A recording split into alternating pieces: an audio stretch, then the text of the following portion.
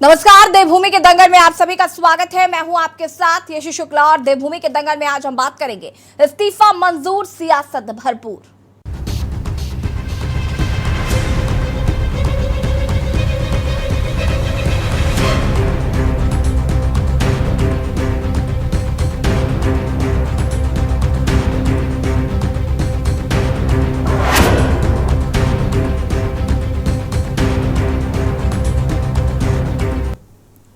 उत्तराखंड में लोकसभा चुनाव से पहले बेरोजगारी पर मचे सियासी घमासान के बीच उत्तराखंड लोक सेवा आयोग के अध्यक्ष पद से डॉक्टर राकेश कुमार ने इस्तीफा देकर सबको हैरान कर दिया है।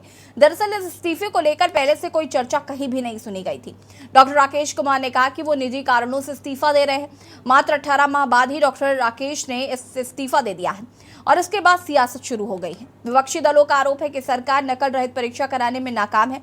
सरकार लोक सेवा आयोग और उत्तराखंड अधीनस्थ सेवा चयन आयोग के अध्यक्ष पर नकल कराने का दबाव बना रही है, जिससे परेशान होकर पहले उत्तराखंड अधीनस्थ सेवा चयन आयोग के अध्यक्ष डॉक्टर एस राजू ने इस्तीफा दिया था और अब डॉक्टर राकेश कुमार ने, जो कि गंभीर है। वही माना जा रहा है कि डॉक्टर राकेश कुमार के इस्तीफे से आयोग के भर्ती अभियान को झटका लग सकता है। आज हम इसी मुद्दे पर चर्चा करेंगे। उससे पहले रिपोर्ट देखिए।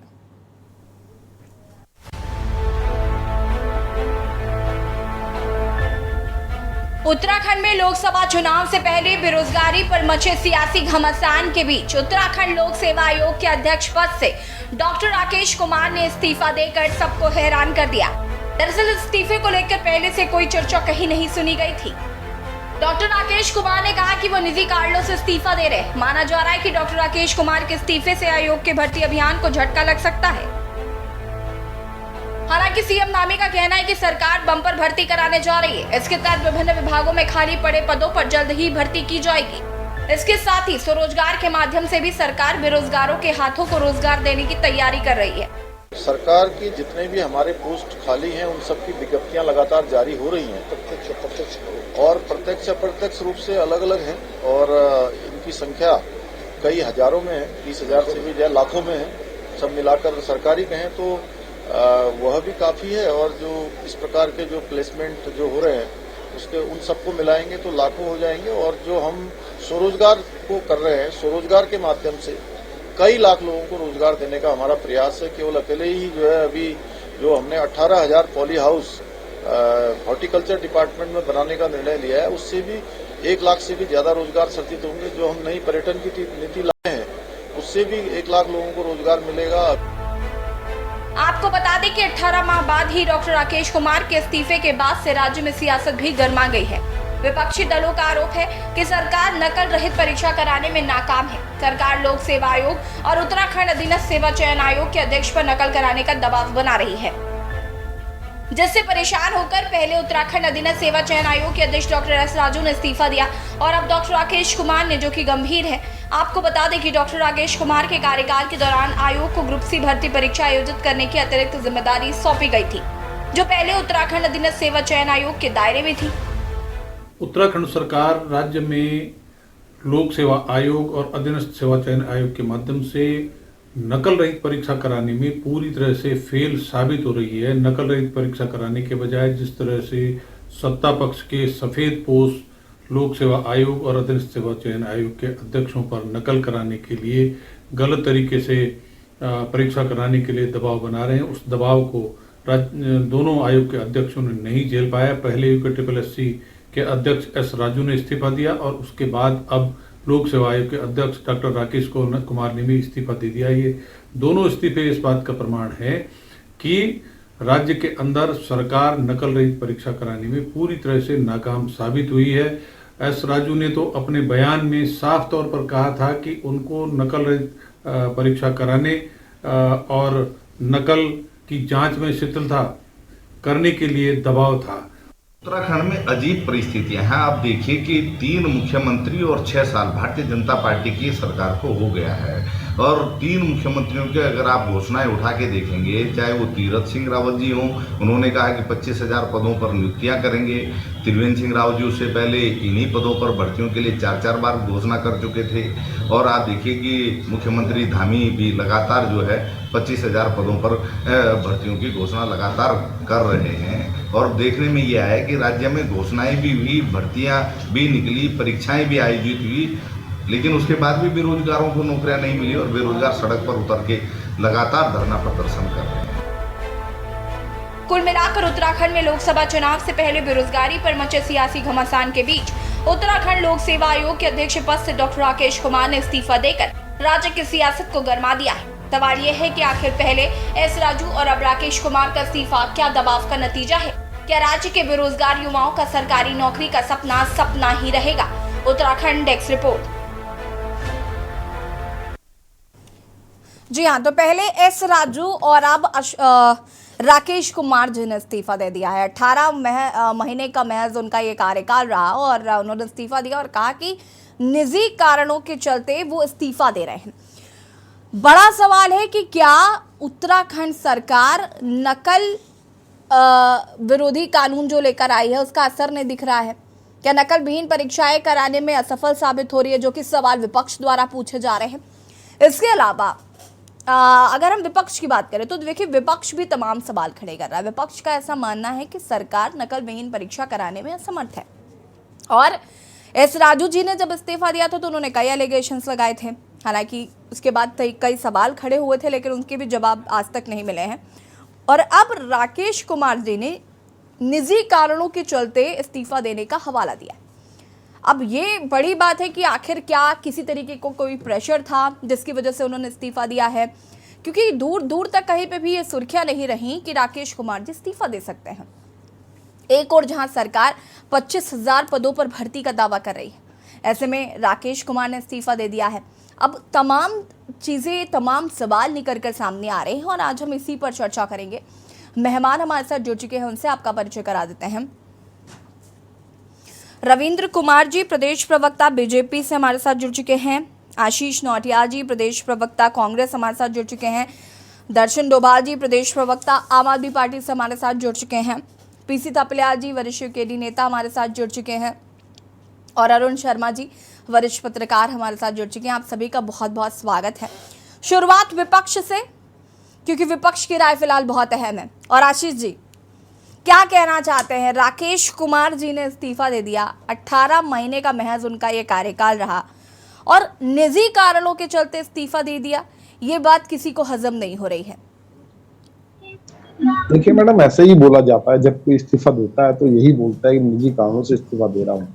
आज भारतीय जनता पार्टी के शासन में हर अगर ऐसे ही बोला जाता है तो फिर विपक्ष को क्या दिक्कत है? फिर तो ठीक है ना, दे दिया इस्तीफा, यही बोला जाता है, मर्जी है, दे दिया।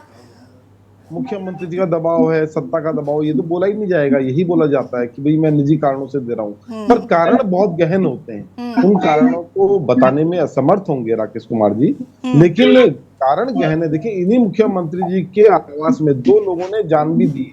अभी आप देखिए, इनके जो सिक्योरिटी गार्ड थे उन्होंने भी अपनी जान दी है, और इससे पहले एक महिला की भी इनके ही आवास में उन्होंने भी अपने आत्महत्या की है। तो इनके यहाँ क्या दबाव इतना पड़ता है, इतना दबाव क्या है, इतना प्रेशर क्या है कि लोग छोड़ छोड़ के भाग रहे हैं। 2 लोगों तो जिंदगी अपनी खो दी। और राकेश जी का जो इस्तीफा है, ये कहीं ना कहीं ये दर्शाता है कि सत्ता पक्ष का दबाव इनके ऊपर बहुत ज्यादा है। 25,000 भर्तियां आनी, आपने के माध्यम से भी पता, आपने बताया 25,000 भर्तियां आनी है। इन भर्तियों को किस दबाव में करवाना चाहते थे लोग, उन भर्तियों में किस तरह से सेटिंग करवाना चाहते थे, जो राकेश कुमार जी ने असमर्थता जाहिर की होगी कि मैं ये सेटिंगबाजी नहीं करूंगा। अगर कल को कोई बात हो गई तो नाम तो मेरा ही आएगा, फंसूंगा मैं अध्यक्ष था। तो उन्होंने इसलिए इस अपनी जिम्मेदारी, उन्होंने कहा आपकी जो ये आफत है, ये मैं अपने सर मोल क्यों लूं, इससे बढ़िया है कि मैं अपने घर बैठ जाऊंगा, शांति से अपने जेल की हवा तो नहीं खानी पड़ेगी। उसके बाद जो आप काम करवाने वाले हैं, तो इनके दबाव से बचने के लिए उन्होंने इस्तीफा दिया है। और सीधे सीधे सरकार की ओर निशाना जाता है कि सरकार के इनके ऊपर नाजायज दबाव है, जिस कारण से इन्होंने इस्तीफा दिया। ठीक है, दर्शन डोभाल जी, क्या कुछ कहना चाहते हैं राकेश कुमार के इस्तीफे पर? यश जी, हर अफसर जब इस्तीफा देता है तो यही कहता है कि मैं निजी कारणों से इस्तीफा दे रहा हूँ, लेकिन मुख्य तौर पर इसके 2 कारण होते हैं। एक होता है कि कोई अफसर अपनी नौकरी बचा देना चाहता है, और उसे लगता है कि यहाँ पर क्योंकि इसमें बलि का बकरा सरकारी अफसर ही बनता है, बिल्कुल इसमें दबाव होता है सफेद पोशों का, फायदा उठाते हैं सफेद पोश, लेकिन बलि का बकरा अंत में सरकारी अफसर बनता है। तो इस कारणों से भी एक वो चाहता है कि भाई मैं इससे पीछा छुड़ाऊं और मैं किनारे कर लूं और अपना जिंदगी आराम से जीऊं। दूसरा कारण होता है कि कुछ अफसर जो दबाव झेल लेते हैं और समझौता कर लेते हैं, कंप्रोमाइज कर लेते हैं कि ठीक है अगर दबाव है तो मैं भी थोड़ा पैसा कमा लेता हूँ, रिस्क ले लिया जाए। तो ऐसे भी कई अफसर है जिन्होंने रिस्क लिया और अच्छा खासा पैसा कमाया। उन्हें ये सलाह भी देते हैं बाद में कि ठीक है अभी आपने कमा लिया, हमारा काम हो गया, अब आप किनारा कर लीजिए। इसके मैं 2 एग्जांपल भी दूंगा जो मेरे साथ स्वयं घटित हुए हैं, जो मैंने किस तरह से दबाव बनाया। मैं नाम लेकर के कह दूंगा अफसरों का और डिपार्टमेंट का भी, कि किस तरह से दबाव बना करके उन्होंने जो है समय से पहले इस्तीफे दिए। तो इसमें जैसे कि अभी पूर्व में आशीष जी ने बताया और कि इसमें जो है कुछ दिन पूर्व एस राजू जी ने साफ साफ कह दिया, जो बातें उन्होंने कही जिसके आज तक सवाल नहीं मिले हैं, वो सब जाहिर है कि भारतीय जनता पार्टी के नेताओं ने ये जो एक बहुत बड़ा इनका एक रैकेट है परीक्षाओं को नकल को लेकर के, जो इसके एक बिजनेस है एक तरह से मैं कहूंगा, जो मैं बार बार कहता हूँ इस बात को कि भारतीय जनता पार्टी का इस समय उत्तराखंड में सबसे बड़ा धंधा है परीक्षाओं से पैसा कमाना। इसमें बड़ी मोटी रकम नहीं मिलती है, क्योंकि आपने देखा होगा जो छापे पड़े हैं उसमें करोड़ों रुपए अगर एक अफसर के यहाँ से मिलता है तो इन्होंने खुद कितने कमाए होंगे। और क्योंकि अफसर ये भी जानता है कि ये सरकार में आज है कल नहीं रहेंगे, लेकिन कल हमारी नौकरी जाएगी, कल मान लो अगर दूसरी पार्टी आती है, दूसरी पार्टी की सरकार आती है तो उनको सजा मिलना तय है। तो इस प्रकार से मैं ये कहना चाहता हूँ कि जब दबाव बनता है, जैसे मैंने स्वयं एक तो पीएम जसवाई का नाम लेकर के मैं कहूंगा कि मैंने वहां पर इतना जबरदस्त, ये जो दबाव और डर की बात आप कर रहे हैं मुझे, लेकिन ये भी तो समझ में नहीं आ रहा भाई, अभी तो सरकार शुरू हुई है, अभी तो बहुत वक्त है, तो ये 18 महीने में ही फिर इस्तीफा देने का क्या मतलब बनता है? इतनी जल्दी इतनी जल्दी राकेश कुमार जी थक गए? पैसा किसको काटता है भाई?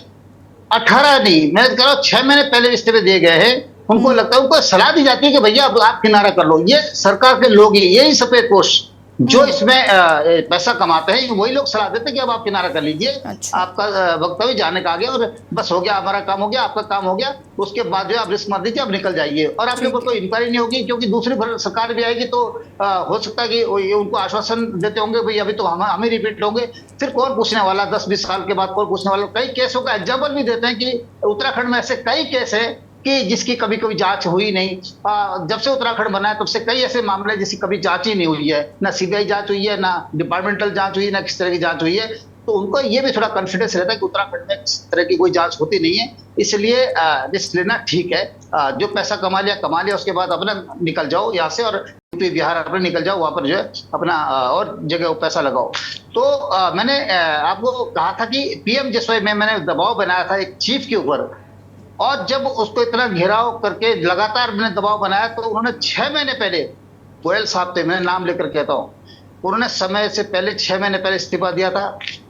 ऊर्जा विभाग के चीफ के ऊपर उसी तरह का मैंने दबाव बनाया था, जिन्होंने भी समय से पहले उनको इस्तीफा देना पड़ा, क्योंकि चारों तरफ से मैंने इतना प्रेशर बना दिया था, उनको लगता था नौकरी खतरे में।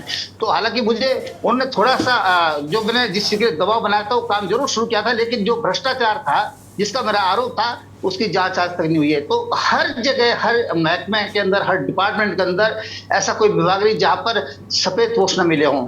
और ये बलि का बकरा सिर्फ, या तो मैंने कहा कि 2 स्थितियां होती है, या तो बलि का बकरा बनते हैं, या वो इस्तीफा दे दे अपनी मर्जी से अपने को बचाने के लिए, या फिर समझौता करे, कंप्रोमाइज करे, पैसा कमाए और उनके आश्वासन पे निकल जाए कि भैया अब ठीक है, आप किनारा कर लो, आपने जो कमा लिया उसको सही जगह कहीं लगाओ, इन्वेस्ट करो और आगे बढ़ो, और हम भी जो है यहाँ से बच निकलेंगे और आगे आपके ऊपर कोई इंक्वायरी होगी नहीं। ये मैंने कहने का मतलब है। पीसी मैंने स्वयं देखा है। ठीक है, पीसी थपलियाल जी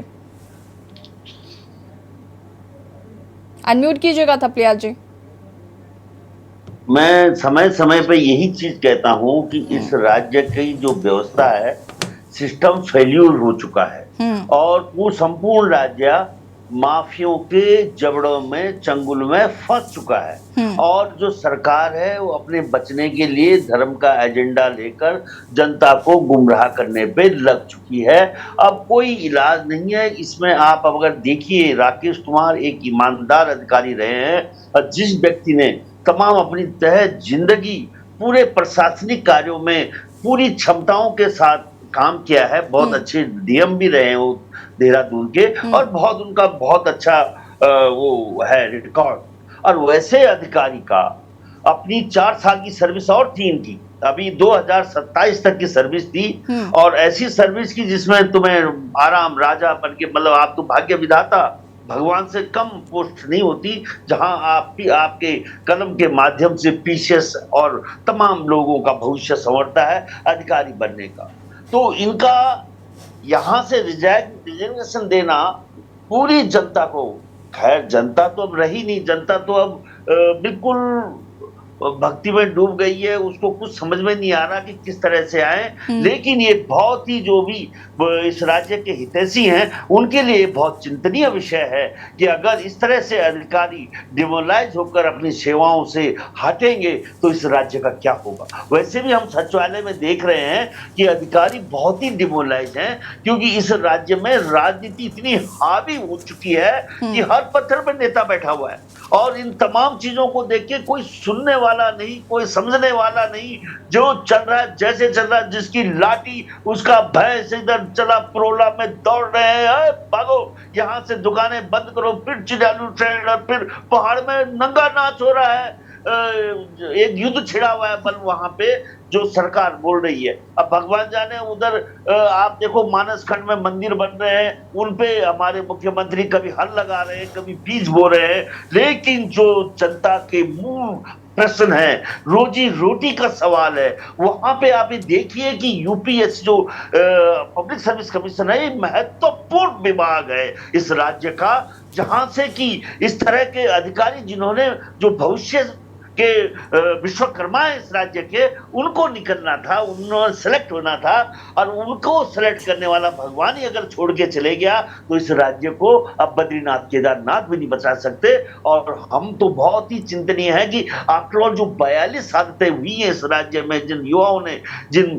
ने अपना बलिदान दिया है, वो खाम में बहुत दुखी है, हम शर्मिंदा हैं कि हमने इस राज्य की लड़ाई लड़ी है, क्योंकि इस राज्य बिल्कुल बेपटरी हो चुका है मैडम। और जिस तरह से इस समय हमारे राकेश कुमार जी ने अपना पद त्याग किया है, और आप भी देखिए कि उनको इधर का भी ग्रुप सी की भी काम देने लग गए थे। पब्लिक सर्विस कमीशन का ग्रुप सी की सिलेक्शन का काम नहीं है, लेकिन जब उन्होंने देखा कि यहाँ पे नकल माफिया, इतना भयंकर माफिया, जिसकी गाड़ी सीधी सीधी पकड़ी गई थी, और जो मेरठ तक जिनके कनेक्शन मिले थे, आज कहीं नहीं।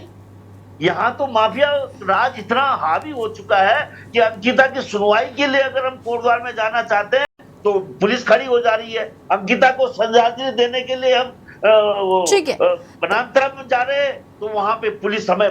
थपलियाल जी, मैं वापस आती हूँ आपके पास, आगे हम इस पर चर्चा करेंगे। और रविंद्र जी, बहुत सारे आरोप विपक्षी दलों द्वारा लगाए जा रहे हैं। राकेश कुमार जी का इस्तीफा जिसने सभी को चौंका दिया, और मैं खुद ये बात समझने की कोशिश कर रही हूँ कि एस राजू के बाद राकेश कुमार जी के साथ ऐसा क्या हुआ कि उनको इस्तीफा देने की नौबत आ गई। और भले ही आप उसको नैतिकता के आधार पर औपचारिकता कहें या कोई भी कठिन शब्द हिंदी का ले आइए और कह दीजिए कि उन्होंने इस आधार पर दे दिया है, लेकिन मैं ये जानना समझना चाहती हूँ, जो विपक्ष पूछ रहा है कि भाई ऐसी क्या नौबत आ गई कि उनको इस्तीफा देना पड़ रहा है। ऐसा कौन सा प्रेशर था उनके ऊपर कि उनको इस्तीफा देना पड़ा, और उन्होंने कहा कि निजी कारणों के चलते मैं इस्तीफा दे रहा हूँ। ऐसे कैसे इस्तीफा दे दिया जी? अब निजी कारणों का तो मुझे ज्ञात नहीं कि व्यक्तिगत किसी के क्या निजी कारण हो सकते हैं। मुझे पता था आप यही कहेंगे। क्या पीछे क्या कारण हो सकता है, लेकिन येशी जी मैं ज्यादा लंबा समय पीछे नहीं जाऊंगा। जिस प्रकार से अभी फिल्म की स्टोरी बनाई है, चाहे आशीष नोटियाल जी हो, पीसी थपलियाल जी हो, दर्शन डोभाल जी हो, और ये बड़ी इंटरेस्टिंग स्टोरी है इनकी। ये फिल्म बना, इस पे बन सकती है, आजकल फिल्मी स्टोरी बना रहे हैं। अभी एक हफ्ता पहले, ज्यादा दूर की बात नहीं है, जब आप इसी विषय पे चर्चा कर रहे थे कि विधायक ने मुख्य सचिव को लेटर सौंपा, तब आपका विषय था कि बेलगाम अधिकारी। तब यही पीसी थपलियाल जी यहाँ बैठ के ये हल्ला मचा रहे थे कि बेचारे विधायक, आज अधिकारी इतना बड़ा हो गया है, यहाँ पे आज शोषित कर रहा है। आज ये कह रहे हैं बेचारा वो अधिकारी, वो इतना होनहार अधिकारी। मेरे पे एक मैं वीडियो निकाल के बैठा हूँ, कहूँ तो सुना दूंगा, अभी मैं बिल्कुल निकाल के बैठा हूँ। तो ये फिल्मी स्टोरी जिस प्रकार से इन्होंने चलाई है, कि जी उस पे दबाव था, वो उससे पेपर लीक कराना चाहते थे। अब देखिए इस स्टोरी में थोड़ा सा और ऐड कर देता हूँ, मैं आशीष जी की बात पे पूरा सहमत हूँ कि वाकई में वो ठीक कह रहे हैं, ऐसा दबाव था उनपे कि भैया उन्हें भर्ती कराने कुछ बीजेपी के लोगों को। लेकिन उसके बाद राकेश कुमार जी गए विपक्ष के नेताओं के पास कि भाई मैं तुम्हें सबूत दे रहा हूं, देखो ये जो है इस प्रकार से ऐसे लोग भर्ती कराना चाहते हैं, आप मेरी मदद करो। इन्होंने कहा नहीं नहीं, हम कोई मदद नहीं कर सकते, हमारे भी 20 नाम है, इन्हें भर्ती कराओ भाई, हम तब करेंगे। अब बताओ, अब आप इसमें क्या कहेंगे? मैं कह रहा हूं, मैं आरोप लगा रहा हूं कि विपक्ष के नेता सारे के सारे कह रहे थे कि हमें भर्ती कराओ, इस दबाव में उन्होंने इस पद से इस्तीफा दे दिया। तो ये कोई बात नहीं है, ये फिल्मी स्टोरी के अलावा ये चीज कुछ नहीं है। एक हफ्ते पुराने यही आशीष नोटियाल जी बैठे हुए कह रहे थे अधिकारी आज यहाँ पे इस कदर हो गया है कि अधिकारियों ने यहाँ इतना वो मचा दिया है, कोई सुनता नहीं, किसी का फोन नहीं उठाता। आज ये कह रहे हैं वो बेचारे अधिकारी दबाव महसूस कर रहे हैं, वो बेचारे अधिकारी। अरे उस दिन रविंद्र जी ये सवाल आपने उठाया, मैं ये सवाल पूछने बाद में आगे कि विपक्ष। तो देखिए मैं ये एक बहुत अच्छा प्रश्न है कि देखिए यूकेएससीसी में जिस प्रकार से नकल का हुआ, एस राजू ने जिस प्रकार से अपने इस्तीफा दिया, एस राजू जी ने कुछ गंभीर उनके आरोप भी थे, उसके ऊपर उन्होंने कहा भी, देखिए उन्होंने एस राजू मैं तो ये रविंद्र जी देखिए आपने भी एक स्क्रिप्ट बना दी, आशीष नोटियाल जी ने भी बहुत सही कहानी बनाई, बड़े सारे लोगों ने यहाँ पे अपनी अपनी स्टोरी बता दी, ठीक बात है। लेकिन मुझे बताइए एस राजू जी ने जो गंभीर आरोप लगाए, इतने संगीन आरोप एक तरीके से कह सकते हैं कि सीधे सीधे उन्होंने सफेद पे पोश नेताओं पे लगा दिए थे, उनसे पूछना तो चाहिए था ना, अगर इतनी ही जीरो टॉलरेंस है उत्तराखंड में तो फिर आप उनसे पूछिए तो जाकर कि भाई वो सफेद पोश कौन है।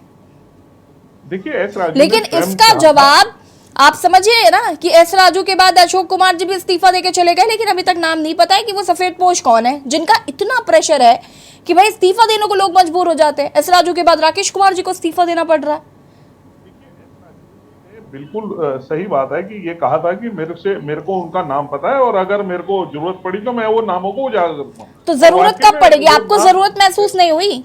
नहीं, देखिए सुनिए, देखिए ये काम जांच एजेंसियों का है, जांच एजेंसी वो भी कोर्ट की निगरानी में। देखिए इसमें कोर्ट ने भी कई बार अपने सवाल खड़े किए, उन्होंने कोर्ट ने भी सरकार को कहीं ना कहीं कहा और सरकार के जांच एजेंसियों को भी सराहा कि जांच सही दिशा में कर रहे। तो ये कोर्ट की निगरानी में, बाकायदा कोर्ट इसको निगरानी कर रहा था। और आप जैसा मीडिया और आप जैसे अरुण शर्मा जी जैसे पत्रकार भी बड़े गंभीर सवाल खड़े कर। देखिए सवाल में अगर वजन हो, अगर कोई स्क्रिप्ट ना हो तो उसमें मजा आता है जवाब देने, लेकिन एक हफ्ते में आपकी निष्ठाएं कभी अधिकारियों पे कभी नेताओं पे। नहीं ये तो चलिए ठीक है, ये आपको बहुत अच्छी बात, एक बात मिल गई आपको जवाब देने के लिए भी। बहुत अच्छी बात है कि आपने तोड़ मरोड़ की भी अलग चीजें निकाल कर यहाँ पर रख ली और तथ्य पेश कर रहे हैं।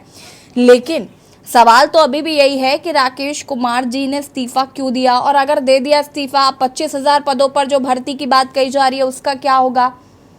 और इस पर हम आगे बातचीत, इसका जवाब मैं आपसे लूंगी। उसके बाद अरुण जी आपके पास आती हूँ मैं, आप सभी हमारे साथ बने रहिए चर्चा। और देवभूमि के दंगल में आज हम बात कर रहे हैं इस्तीफा मंजूर और सियासत भरपूर। ऐसा हम इसलिए कह रहे हैं क्योंकि उत्तराखंड में लोकसभा चुनाव से पहले बेरोजगारी पर मचे सियासी घमासान के बीच उत्तराखंड लोक सेवा आयोग के अध्यक्ष पद से डॉक्टर राकेश कुमार ने इस्तीफा देकर सबको हैरान कर दिया है। हालांकि ये कहीं दूर दूर तक चर्चा नहीं थी कि राकेश कुमार जी इस्तीफा दे सकते हैं। अब विपक्ष को बैठे बिठाए एक बड़ा मुद्दा मिला कि भाई डॉक्टर राकेश कुमार ने इस्तीफा क्यों दिया। हालांकि उन्होंने कहा कि उन्होंने निजी कारणों के चलते इस्तीफा दिया है और महज 18 महीने का ही उनका कार्यकाल था। अब इसको लेकर सियासत शुरू हो गई है। अब भर्ती को लेकर भी कई सवाल खड़े होने जा रहे हैं, क्योंकि जहां एक और धामी जी कह रहे हैं कि हम 25,000 पदों पर जो पद खाली पड़े हैं उन पर भर्ती करेंगे, इनका इस्तीफा, राकेश कुमार जी का इस्तीफा हो गया है। ऐसे में तमाम सवाल यहाँ पर खड़े हो रहे हैं, हम इसी पर चर्चा कर रहे हैं। मेहमान लगातार हमारे साथ बने हुए हैं और अरुण शर्मा जी, जवाब मैं रविंद्र जी आपसे लूंगी, लेकिन उससे पहले अरुण शर्मा जी का रुख कर लेते हैं जरा। अरुण जी क्या कुछ कहना चाहते हैं? भाई आपने यहाँ पर आशीष नौटियाल जी को सुना, उन्होंने एक माफ कीजिएगा आशीष जी एक स्क्रिप्ट दी, थपलियाल जी ने भी एक स्क्रिप्ट सुनाई, दर्शन डोभाल जी ने भी बताया कि क्या क्या हुआ, स्क्रिप्ट हुई, और रविंद्र जी ने भी एक स्क्रिप्ट सुना दी और उन्होंने तो विपक्ष को भी इंक्लूड कर लिया। आप इसे किस नजरिए से देख रहे हैं? क्योंकि मैं इसे समझना चाहती हूं कि राकेश कुमार जी का इस्तीफा महज 18 महीने के कार्यकाल में एस राजू जी को लेकर तमाम सवाल पहले से ही खड़े हो रहे थे और उनसे ये भी हो रहा था कि भाई उनसे जवाब मांगा जाए, लेकिन हालांकि उसके भी जवाब नहीं मिले। ऐसे में राकेश कुमार जी के इस्तीफे को किस तरीके से देखते हैं आप? अनम्यूट कीजिएगा अरुण जी।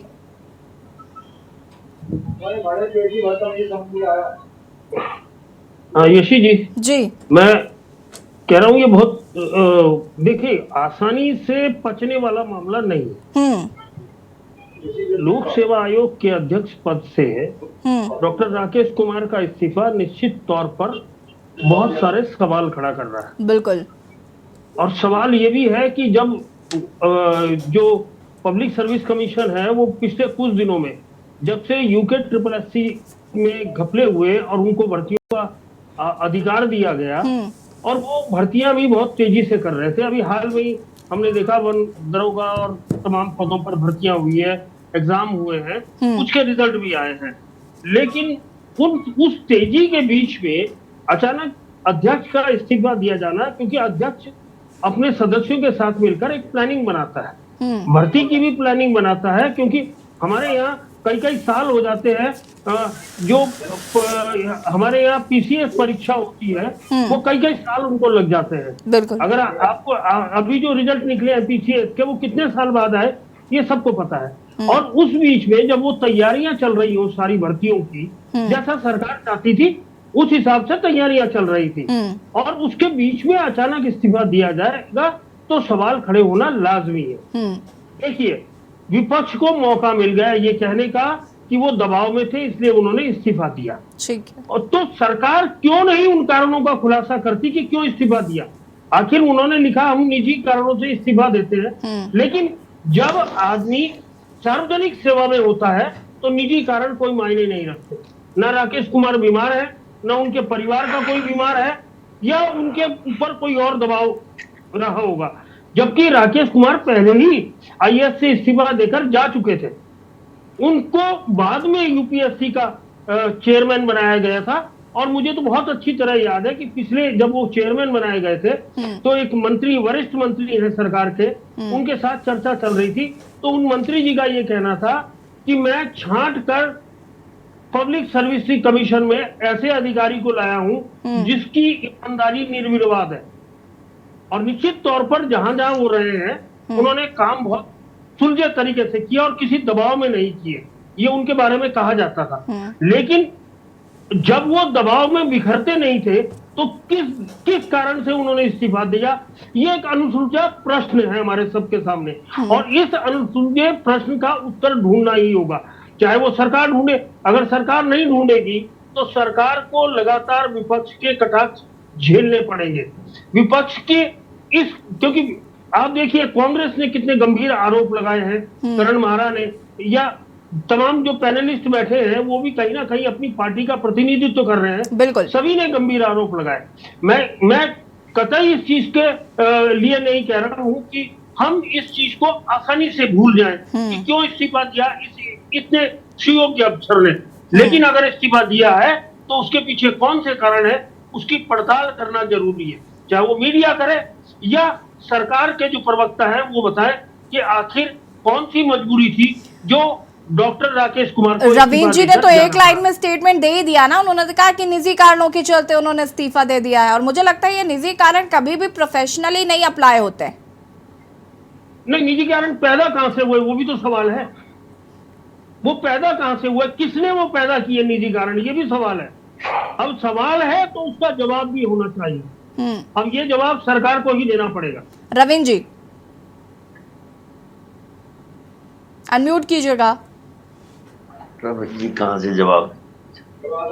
मैं अरुण जी की बात से इस बात से सहमत हूँ कि जब कोई इतना बड़ा अधिकारी होता है तो उसकी निजी जीवन से उसका ज्यादा कोई मतलब नहीं होता है, वो अपना पूरे तरीके से काम में होता है। लेकिन फिर भी देखिए जो पहली प्रतिक्रिया जो आई है, जिसने इस्तीफा दिया है तो जो बोला है उसे ही मानना पड़ेगा।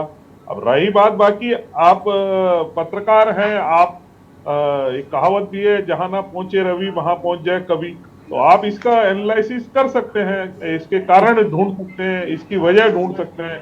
तो इसके प्रवीण जी, क्या हम तो कह prediction रहे हैं वो हो सकती है? कौन सा दबाव है, हम तो सीधे सीधे पूछ रहे हैं कि वो कौन नहीं, सा मैं- दबाव, वो कौन सा प्रेशर था नहीं, जिसकी मैं- वजह से वही- उनको इस्तीफा वही देना जवाब पड़ा। दे रहा अब अगर हम नाम खोज कर भी ले आएंगे तो कुछ काम तो जांच कमेटी भी कर लेना कि सब हम यहाँ से हेलो, बैठ के कर ले खुद ही। ये चीजें देखिए, मैं इसी बात को कह रहा हूँ। देखिए, अगर जिसने बयान दिया, या तो वो ये कहता कि मैं दबाव में, इतना दबाव में था कि मुझे मेरे निजी कारण याद आ गए इसलिए उन्होंने इस्तीफा दे दिया। अब आज कल उन्होंने इस्तीफा दिया है ये बताते हुए दिया है कि मेरे निजी कारण थे।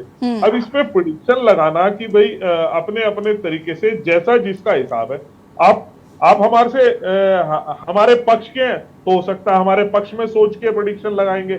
आप बिल्कुल हमारे से नफरत करते हैं तो आपकी सोचने की क्षमता भी उसी लेवल पे चली जाएगी कि नहीं नहीं ये कारण होंगे इसलिए इस्तीफा दिया होगा।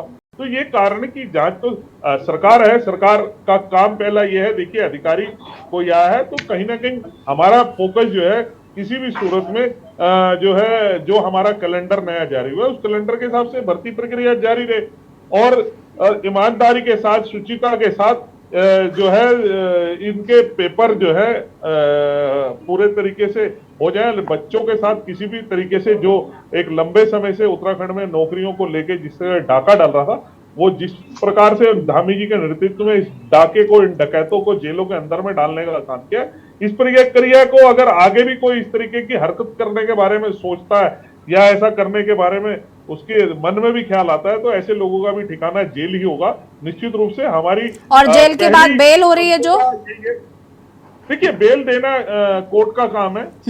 कोर्ट बेल देता है। इतना सख्त कानून बना उसके बावजूद भी बेल हो रही है तो रवीन जी सवाल फिर भी उठेंगे। देखिए, हमारा एक बात का जवाब मैं आपको और दे देती हूँ। आपने जैसे कि कहा, जो हमसे प्यार करता है वो उस अकॉर्डिंग देखे, जो नफरत करता है वो उस अकॉर्डिंग देखे। हम पत्रकार हैं, ना बीजेपी से प्यार है ना नफरत है, हम तो दोनों पहलू मान रहे हैं। हम तो ये भी मान रहे हैं कि निजी कारणों से इस्तीफा दे दिया होगा और हम तो ये भी मान रहे हैं कि विपक्ष जो कह रहा है वो भी सही है। मैंने तो आपके गुणगान में पहले कह दिया कि जहां ना पहुंचे रवि वहां पहुंच जाए कवि। मैंने तो आपको उससे बिल्कुल अलग रखा हुआ है। अरुण जी को भी कहा, मैं तो अपने दर्शन जी को, अपने पीसी थपलियाल जी को कह रहा हूँ कि इनकी एक हफ्ते में कैसे अपने बयान बदल जाते हैं। तो वो भी कैसे, वो आपसे प्यार कैसे कर रहे हैं सर? शीला रानी रावत केदारनाथ की जब उन्होंने मुख्य सचिव को एक लेटर दिया अपने क्षेत्र में काम कराने के लिए, इन्होंने कह दिया ये सरकार में बेलगाम हो गए हैं अधिकारी। मैं तो उस बात को लेके कह रहा हूँ कि अब ये कह रहे हैं कि अधिकारी बेचारे कितने गरीब हैं, इनके ऊपर कितना दबाव है, इन बेचारों को बिल्कुल। चलिए, आशीष जी जवाब देंगे। आशीष जी, उसके बाद दर्शन डोभाल जी और पीसी थपलियाल जी। आशीष जी अनम्यूट कीजिएगा।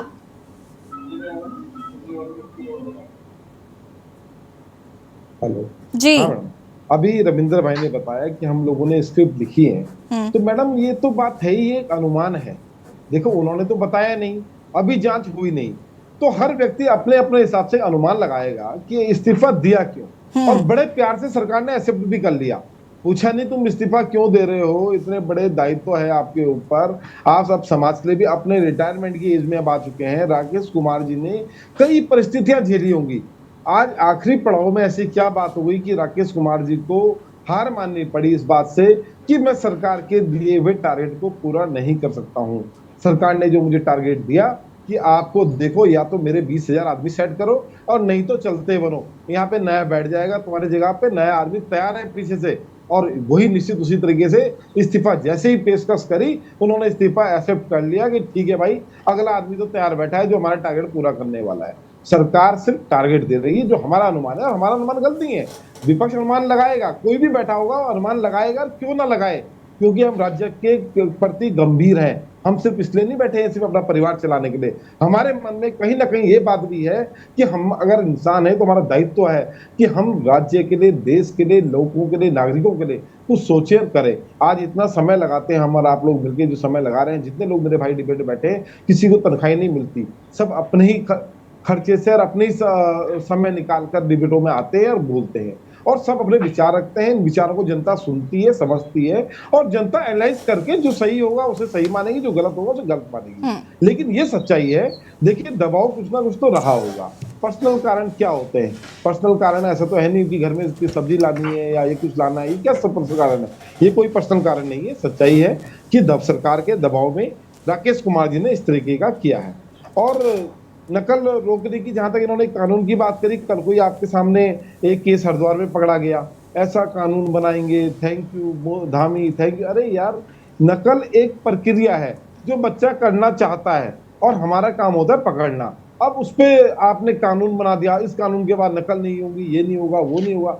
देखो, सब विस्तृतियां, सब चलता रहता है, कानून अपनी जगह पे काम करते हैं। तो इतना जितना इन्होंने आतंक फैलाया था, थैंक यू, और आज सब हमें देख देख के कानून बना रहे हैं, वो राज्य भी देख रहा, हमें ये भी देख रहा। जनता को गुमराह करने का काम भारतीय जनता पार्टी करती है और जनता को समझना चाहिए। इन लोगों ने जब इतने बड़े अधिकारी को प्रताड़ित कर दिया, तो आप और हम जैसे छोटे लोग तो इनके सामने कुछ मायने नहीं। रविंद्र जी, इन्होंने सबको त्रस्त किया है। जवाब दीजिए। जी देखिए, जिस प्रकार से लेके ये एक आरोप लगा रहे हैं कि दबाव इसलिए बनाया कि हमारे 20,000 लोग भर्ती कर लीजिए, मैं भी तो इससे आगे बता रहा हूँ कि जब ये गए करण महाराज जी के पास, राकेश कुमार जी, कि भाई ऐसे ऐसे मेरे को हो रहे हैं और मेरे पास सबूत है, करण महाराज जी ने कहा नहीं नहीं नहीं, कोई जरूरत नहीं है, 10,000 मेरे भर्ती कर लो, ऐसे नहीं, कोई हम आवाज वूज नहीं उठा। तो यही सुनने के लिए करो ना, आप ऐसे जांच करो, कितनी पता बात लग जाएगा है। किसने करा। नहीं, हम तो कह रहे हैं इस बात से फर्क भी क्या पड़ रहा है। मैं तो कह रही हूँ चलिए ठीक है। नहीं, ये बताइए रविंद्र जी, उन्होंने कहा कि ठीक है हमारे भी कैंडिडेट सेट कर दो, तो आप ये कहना चाहते हैं कि विपक्ष का प्रेशर ज्यादा था? हाँ, मैं तो ये कह रहा हूँ विपक्ष के प्रेशर के कारण उन्होंने, आपका विपक्ष के प्रेशर के कारण। दर्शन जी देखिए, माफ कीजिएगा रविंद्र जी, देखिए इस तरीके से नहीं, ये हवा में तीर नहीं मारिए। ये निजी कारणों का इस्तीफा कुछ नहीं होता, ये हमें भी पता है। हम भी अगर इस्तीफा देंगे संस्थान में तो यही लिखते हैं कि कार्यकाल बहुत बेहतर रहा और अब मैं निजी कारणों के चलते इस्तीफा दे रही हूँ। लेकिन ये इसका मतलब क्या होता है ये सभी जानते हैं, सबको पता होता है कि क्या हुआ है अंदर।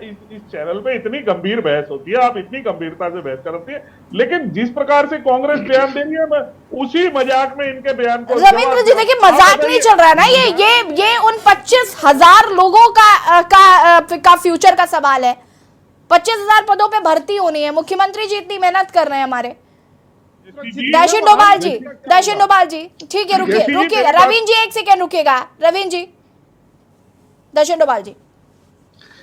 यशी जी, सबसे पहले तो मैं इनको सैल्यूट करता हूँ रविंद्र जी को आज, क्योंकि सबसे मेरी नजर में आज से ये सबसे ईमानदार प्रवक्ता हैं बीजेपी के, जिन्होंने कम से कम आपके चैनल पर ये एक्सेप्ट किया है कि राकेश कुमार जी ये धांधली का पिटारा लेकर गए थे विपक्ष के नेता के पास, करण मेहरा जी के पास, कि देखिए बीजेपी का भ्रष्टाचार है, आप कुछ करिए। यानी उन्होंने आधा अपना ये एक्सेप्ट कर लिया कि बीजेपी में भ्रष्टाचार था और वो पिटारा लेकर गए थे करण मेहरा के पास कि इस मामले को उठाइए, और उन्होंने मना कर दिया। अब उन्होंने मना किया या नहीं किया वो बात अलग है, वो विषय अलग है, लेकिन ये इन्होंने मान लिया है आज आपके चैनल पर कि बीजेपी में भ्रष्टाचार था और इस धांधली में जो प्रेशर भर्ती हुई है इसमें भाजपा का सीधा हाथ है।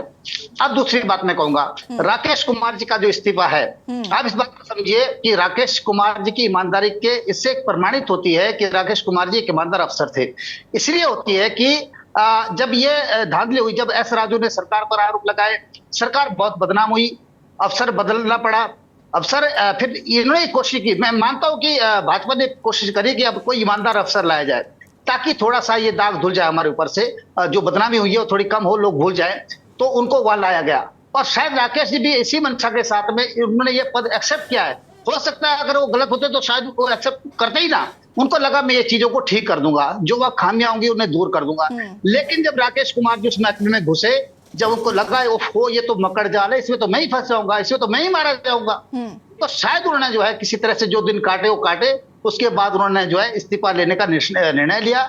और दूसरी बात मैं ये भी जोड़ता हूं कि सरकार में मुख्यमंत्री की हिम्मत नहीं, राकेश कुमार जी को वो बाहर कर सकते थे या राकेश कुमार जी का कुछ बिगाड़ सकते और गलत होते, लेकिन ये ऊपर से दबाव होता है कि ये केंद्र से दबाव होता है कि आप अफसर को टाइट रखिए, अगर हमारे लोगों का फायदा हो रहा है, सरकार का फायदा हो रहा है, अगर आपकी कमाई ठीक चल रही है, क्योंकि आपको चंदा भी देना है, तो आप करिए धांधली।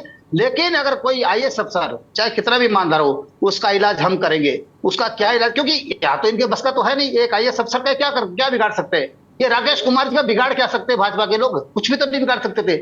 लेकिन उनको लगा कि मैं केंद्र का जो है शिकार हो जाऊंगा, केंद्र सरकार का शिकार हो जाऊंगा, इसलिए मुझे यहाँ से किनारा करने में ही फायदा है, मुझे यहाँ से किनारा कर लेना चाहिए, और मुझे तो यही इसमें लगता है। अब देखिए इसमें दो तरह की बातें और हो रही है। अब आज तक तो सिर्फ इसमें बेरोजगार ही इसके जो है शिकार हो रहे थे। इस मकड़ जाल के जो भारतीय जनता पार्टी का जो ये बहुत बड़ा बिजनेस है, धंधा है ये पेपर बेचने का, अब इसमें कई अफसर भी नपने लग गए। एस राजू गए, अब फिर ये राकेश कुमार जी गए, कई और नपेंगे। कई इनके सरकार जाने के बाद जो लाइन लगेगी, जब ये सरकार जाएगी उत्तराखंड से, तो उसके बाद अब सोचिए कितने लोग नपेंगे इसके अंदर। और उनको तो आज ही जो इस चीज का बुखार पड़ा होगा कि जब ये सरकार जाएगी तो हमारा क्या होगा। कई नपेंगे, कई छोटे मोटे कर्मचारी इसमें जाएंगे। थपलियाल जी, देखो, बहुत ही जो हमारी डिबेट है और जिस तरह से भाजपा के प्रवक्ता यहाँ पे भर्सन रख रहे हैं, दो बार एक ही चीज को रिपीट कर रहे हैं, गंभीरता से नहीं ले रहे हैं और हमें अभियोग लगा रहे हैं कि ये IAS अफसरों को एक सब लास्ट डिबेट में जो विधायक की बात थी और मुख्य सचिव की बात थी, उस समय हमने कहा कि मुख्य सचिव इसलिए उठे नहीं विधायक के लिए कि आज राजनीति अपना सम्मान खो चुकी है। जो एक राजनीति का नॉलेज होना चाहिए, जो ज्ञान होना चाहिए, जो क्योंकि इज्जत कमांड की जाती है, डिमांड नहीं कर सकते आप इज्जत को। तो इसलिए मुख्य सचिव बहुत ही काम कर रहे हैं, ये मैंने कहा था। अब मैंने मुख्य सचिव के बाद इसका मतलब मैंने सारे सचिवालय को ऐसी बातें करते हैं, वो सब्जेक्ट अलग था। आज राजेश कुमार जी की जो स्थिति है, अनम्यूट कीजिएगा थपलियाल जी। थपलियाल जी अनम्यूट कीजिएगा, आपकी आवाज नहीं आ पा रही है।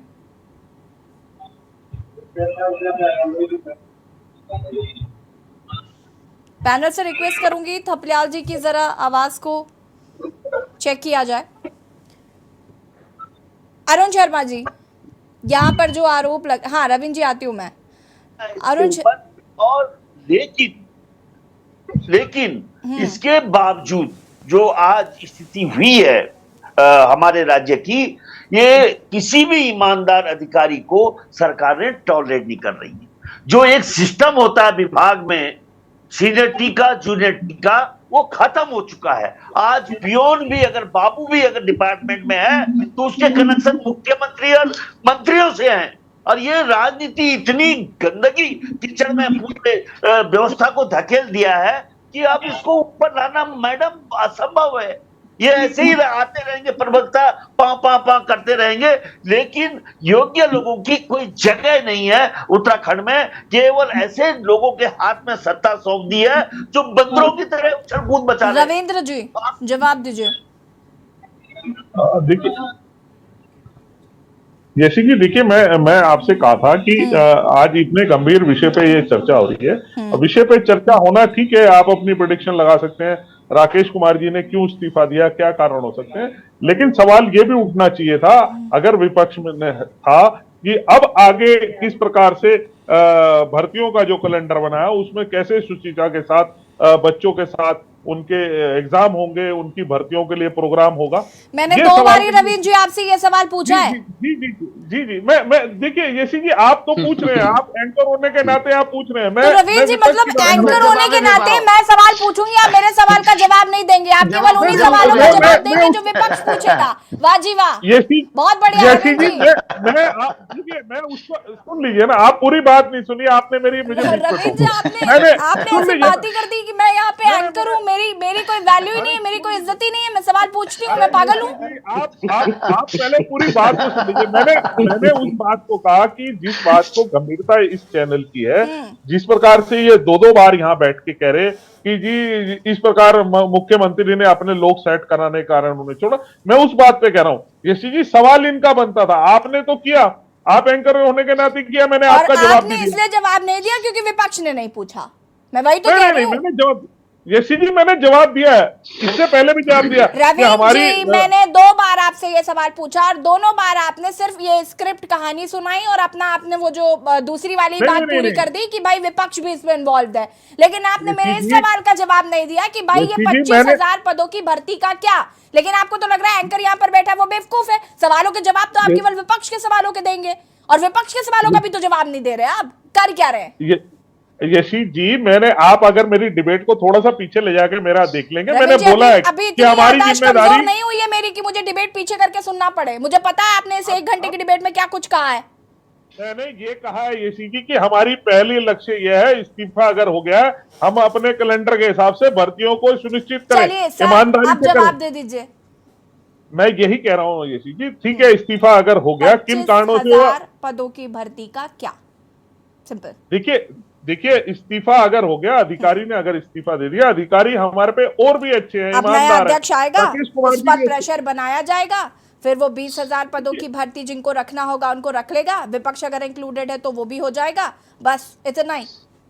नहीं ऐसा नहीं है ना येसी एक जी, स्क्रिप्ट मैं भी ऐसी बना भर्ती- देती हूँ, सब बना रहे तो। नहीं आप येसी जी आप अपनी स्क्रिप्ट बनाइए, स्क्रिप्ट बनाने से कुछ नहीं होता ना सरकार। देखिए स्क्रिप्ट बनाने से कुछ नहीं होता, जैसा काम होता है उसके तरीके से रविंद्र होता जी, है ना। आज आपने दो परीक्षाएं बार होती हैं। एंकर को अंडरस्टिमेट किया है। आप स्क्रिप्ट बनाए ठीक है, एंकर ने बना दी तो लो आपके स्क्रिप्ट बनाने से कुछ नहीं होता। सर क्या रविंद्र जी, मतलब क्या क्या क्या रहे आप? फंस गए हैं भाई साहब। एक तो इन्होंने सबसे बड़ा सबसे बड़ी बात है कि उन्होंने माना है कि हमारी सरकार इसमें इन्वॉल्व है। नहीं दर्शन जी, वो तो उन्होंने पहले इस बात को कहा था कि चलिए एक पल के लिए मैं इस बात को मान लेता हूँ। मैं सैल्यूट करता हूँ, ये ईमानदारी को सैल्यूट करना चाहिए।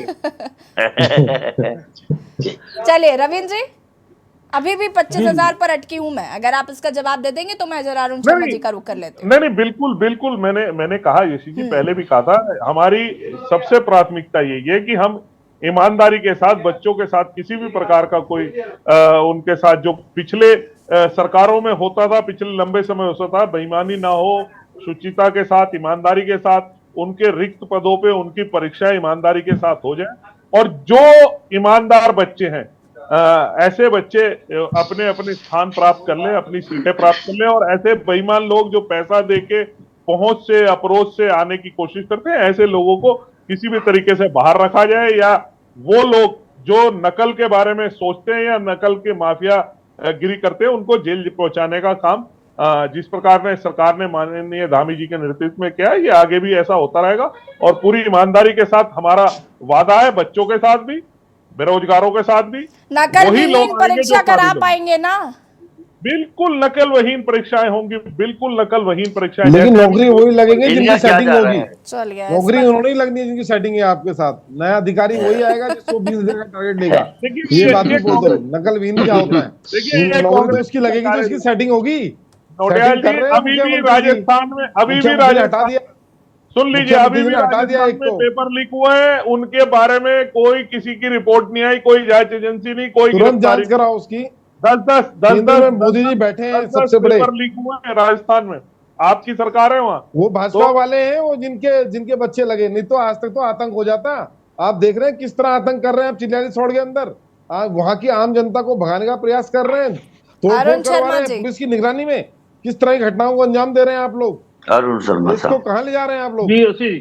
अरुण शर्मा जी क्या कुछ कहना चाहते हैं? देखिए भाई, रविंद्र जी ने तो दो बार एंकर को अंडरस्टिमेट किया है, और मुझे लगता है कि पत्रकार होने के नाते आपको इनसे तो कहना ही चाहिए कि माफी मांग ले भाई। मांग लो रविंद्र भाई, माफी मांगो। माफी मांगिए रविंद्र जी। मैंने तो गलत करा आपने। अरुण जी देखिए, रविंद्र भाई ने अगर ऐसा कुछ बोला है जिससे आपको ठेस पहुंची है तो निश्चित तौर पर उनको उस पर विचार करना चाहिए कि कभी इस तरह की बात डिबेट में ना बोलें जिससे हम लोगों को ये लगे किसी के मतलब मान सम्मान पे चोट लगे। ऐसा कोई बात नहीं करनी चाहिए। दूसरी चीज देखिए, सवाल वही है कि कारण कौन से थे। अब कांग्रेस ने अपने कयास लगाए, भाजपा ने अपने स्पष्टीकरण दिया, लेकिन कारण बहुत गंभीर होंगे, देर सवेर वो खुलकर सामने आ जाएंगे। क्योंकि जब एस राजू ने इस्तीफा दिया था तो एस राजू ने काफी दिनों बाद ये बात बोली थी कि मेरे ऊपर दबाव था और अगर मुझसे पूछताछ होगी तो मैं नेताओं का नाम बता दूंगा। एकदम नहीं बोला था उन्होंने, काफी दिन बाद बोला था। अगर सबको याद हो। हाँ जी। यही स्थिति इसमें भी आ जाएगी सामने कि ये छोटा प्रदेश है। और देखिए, ऐसा नहीं है कि राकेश कुमार के साथ किसी के संबंध ना हो, बहुत लोगों के संबंध होंगे, निकल के आ जाएगी चीजें। अब क्योंकि ये ताजा मामला है तो राकेश कुमार भी अपने को पर्दे के पीछे रख के चल रहे हैं, क्योंकि वो देखिए IAS अफसर है, वो रिटायरमेंट ले चुके हैं प्री मैच्योर, तो कहीं ना कहीं ऐसा होगा कि वो आगे अपना भविष्य भी तलाश रहे होंगे। क्योंकि इंटरनेशनल बहुत सारी संस्थाएं जो रिटायर्ड IAS को अपने यहाँ अपने अभियानों में शामिल कर देती है, अपने कामों में शामिल कर देती है। तमाम लोगों को पता है। लेकिन जिन परीक्षाओं को जो कैलेंडर जारी था उनको कौन लोग और किस तरह पूरा करेगा, ये अहम सवाल है। ये युवाओं के लिए यक्ष प्रश्न है इस प्रदेश के। बिल्कुल अरुण जी, देखिए ये काफी गंभीर विषय है ये, और इस पर बातचीत होनी भी चाहिए थी। हालांकि रवीन जी ने अभी तक इसका क्लियर जवाब नहीं दिया है, लेकिन कोई बात नहीं, लेकिन इसके जवाब हमें जरूर आगे मिलेंगे, क्योंकि देखिए 25,000 पदों पर भर्ती की बात लगातार कही जा रही है। लोकसभा के चुनाव भी होने हैं, और जिस तरीके से अध्यक्ष पद से इस्तीफा दिया राकेश कुमार जी ने, बच्चों के भविष्य को भी तो हमें ध्यान में रखना है। और क्या ये जैसे कि सवाल उठ रहे हैं कि क्या अब सरकार नकल विहीन परीक्षा कराने में सफल नहीं होगी? अरुण जी। देखिए, ये परीक्षाएं तो बहुत बड़ी चुनौती है किसी भी सरकार के लिए, क्योंकि परीक्षाएं ईमानदारी से होना, नकल विहीन होना, सुचारू होना और रिजल्ट निकलने तक कहीं कोई उसके ऊपर प्रश्न चिन्ह न लगना, ये बहुत बड़ा सवाल है सरकार के लिए। बिल्कुल। और क्योंकि पिछले दिनों लगातार एक के बाद एक भर्तियों में घोटाले सामने आते रहे हैं, इसलिए ये चुनौती ज्यादा बड़ी हो गई है। और इस चुनौती से कैसे पार पाया जाएगा जब आपके पास एक महत्वपूर्ण संस्था का जिसने भर्तियां कर दी उसका अध्यक्ष ही नहीं रहा, और कब तक आप नए अध्यक्ष को चुनेंगे, और नया अध्यक्ष उन परीक्षाओं को किस रूप में लेता है, उन कैलेंडर की कौन सी तैयारी करवाता है, क्योंकि ये सवाल बहुत अहम है और ये सवाल लगातार मुंह बाहर खड़ा रहेगा। बिल्कुल देखना होगा कि आखिर इन सवालों के जवाब कब तक मिलते हैं। अरुण जी, फिलहाल आप सभी का बहुत बहुत शुक्रिया चर्चा में शामिल होने के लिए। और देवभूमि के दंगल में आज हम बात कर रहे थे राकेश कुमार जी के इस्तीफे को लेकर, जहां पर उन्होंने इस्तीफा दिया। एक और जहां पर हामी जी कह रहे हैं कि 25,000 पदों पर भर्ती होनी है, वहीं दूसरी ओर अध्यक्ष पद से इस्तीफा दे दिया है राकेश कुमार जी ने। निजी कारणों का हवाला देते हुए ये इस्तीफा दिया गया है और इस्तीफा स्वीकार भी कर लिया गया है। तमाम सवाल विपक्ष की तरफ से भी पूछे जा रहे हैं, साथ ही साथ 25,000 पदों पर जो भर्ती होनी है उसमें जो बच्चे हैं उनके लिए कहीं ना कहीं अब एक ये गंभीर मसला बन चुका है। अब इन सवालों के जवाब कब तक मिलते हैं ये तो देखना होगा। देवभूमि के दंगल में फिलहाल इतना ही। देखते रहिए के न्यूज़ इंडिया। नमस्कार।